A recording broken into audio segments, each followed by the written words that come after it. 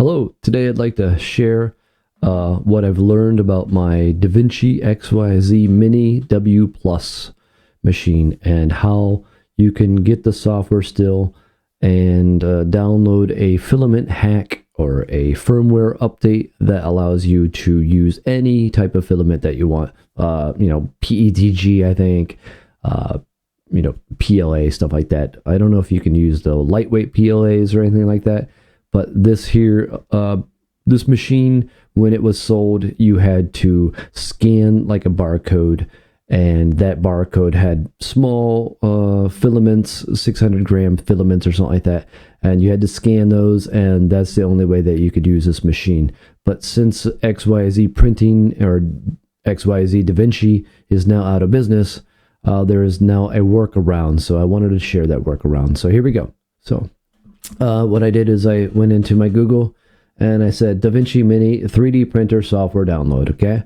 And I'm going to go down here and I'm going to go to this Fabistron GmbH. It's most like it's German. Yep. So I assume this website is legitimate, and I offer no guarantees that this is going to work or if this is a safe website. I went to it, I downloaded it, I installed the software, I did the firmware update, and I assume it is, but please take it at your own risk. All right, so here we go. So Fabistron, and we're going to go down here to the DaVinci Mini Plus machine. This probably works for any of the DaVinci machines, okay? So let's click on that. And now we're going to go down here to Windows, and then you can see we have some download things that we can install. So we got the software. I had the software suite, and it carries everything on the DaVinci software. I don't need it. It's just too much. It's like bloatware. So you can go with the XYZ print. This one right here should work pretty good. Okay, that's one I'm going to recommend. And then we're going to go to firmware. Actually, what we want to do is we go to product document here, and inside of here is open filament. This, you want to download this guy right here. So you download that one. This is the instructions on how to do it. Okay, so this is where I say it goes to a website that we don't know exactly whose drive this is, but like I said, I grabbed an older laptop that I have and I downloaded it on there, and I did the driver and firmware updates from that laptop. So it's not like my main system or anything like that, and it worked fine. So there was a slight little issue as far as the text. I think it was in German, and I saw a whole bunch of question marks. So I'm not going to walk through that entire process, but what I will do is I will show you, the locations of the things and this, how to get to here. So I just showed this Fabistron. Looks like it's in Japanese too.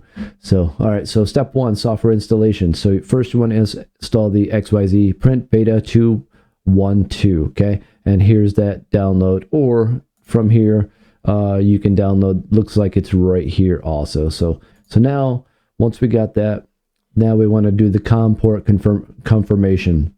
So you want to open up your device manager and look inside that device manager, and you will see, let me type in device manager. You will see in the device manager, let's go to, one second, let me pull up and expand. Okay. So yeah, now I have my XYZ DaVinci Mini Plus on COM1. So I know that it's COM1, so that's good. Okay. And now we have to do, we have to download the AccessPort program and command. We have to put in this command right here. So what you want to do is download this drive right here, this item, and then make sure that no other programs are connected to the printer's COM port. I don't know exactly what that entails, but it's nothing else is really connected to that. So now we want to launch AccessPort. Choose settings logo button. So we choose on this guy right here. And then once that opens up, we see the terminal device check. So set printer's COM port to the same device manager COM port, then click sure O. Okay, so make sure your baud rate's right, make sure your printed COM port is the same, so that'd be, it matches that COM1. We're good there. And then we say okay. And terminal device check, step 3, after connection is down, is good. Program will show message opened, and mine showed opened when I did it. Then you input this command, XYZ v3, and then /query equals P and sending it. Now it didn't work the first time, so I opened this up and then I closed it and then I reopened it, and finally it said open. And then you want to see this down here once it or you want to paste this into here, and then you want to do a send. Okay, so then it's kind of communicating with your printer. All right, so once it figures out that it communicated, it'll come back with a command here, and it will say what your software is. So after that, I'll read this here. Step 3, terminal device check. After command setting, the printer model will be returned as red color circle. Okay, so he's saying this data in the red color circle will come back. Okay, and this tells you your firmware of your printer. All right, so once you have there, you go to step 4. You confirm your firmware.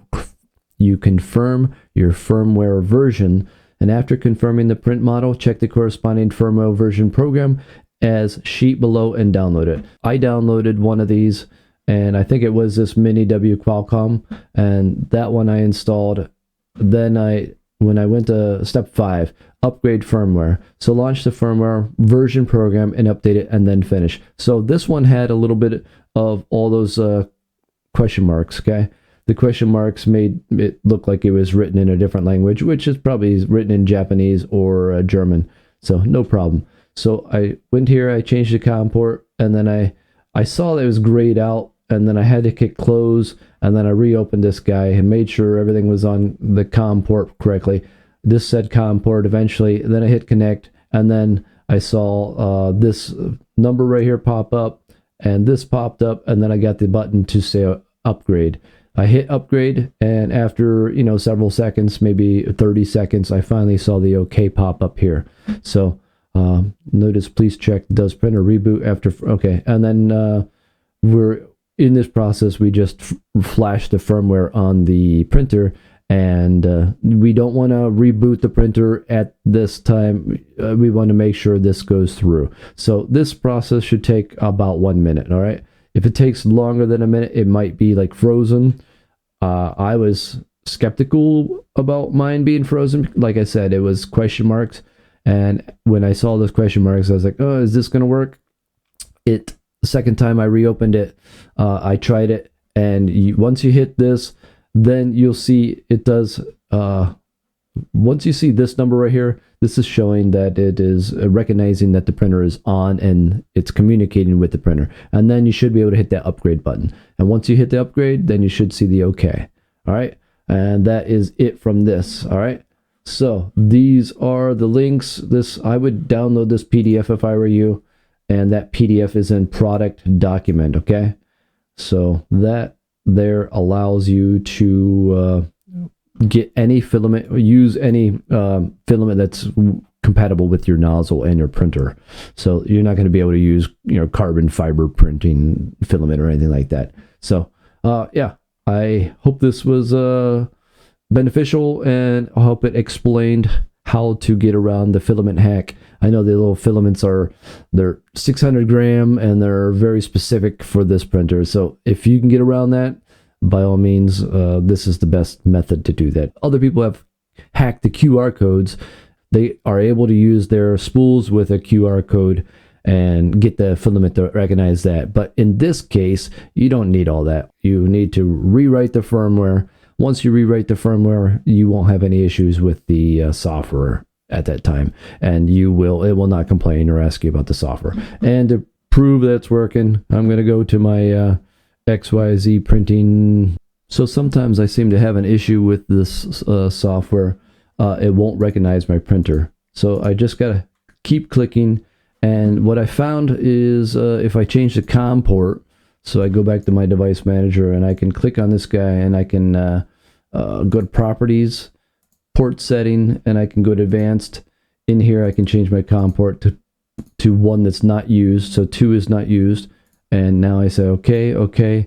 It updates to COM2. Let me restart my XYZ print software. Click this guy. And since I changed that to COM2, it might recognize it. It's detecting. This you can never do anything with. It's out of date. Since the company's closed, they don't offer any support. So it's detecting my printer.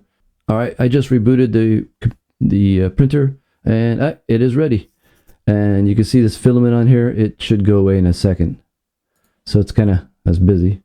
Anything? Okay, it says it's ready. I just clicked on the little yellow button in the very front. So now the filament button's okay, and I loaded in some PLA. So now I can go to print, and I can select my PLA here.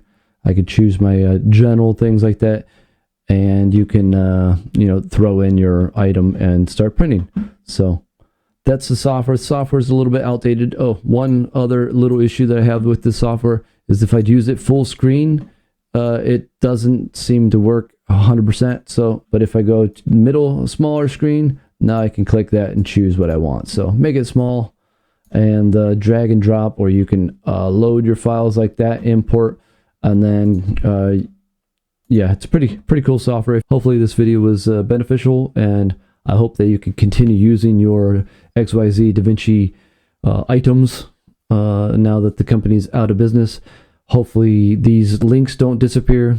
If they do disappear, I downloaded everything, and I might be able to create a shareable website or shareable location that you can get these items from. So I don't think there's going to be any more support from XYZ ever.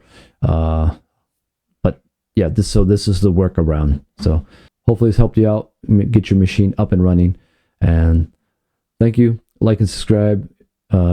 If you have any questions about the DaVinci software or anything like that, give me a comment, and I'll try to follow up. All right. Thanks. Bye.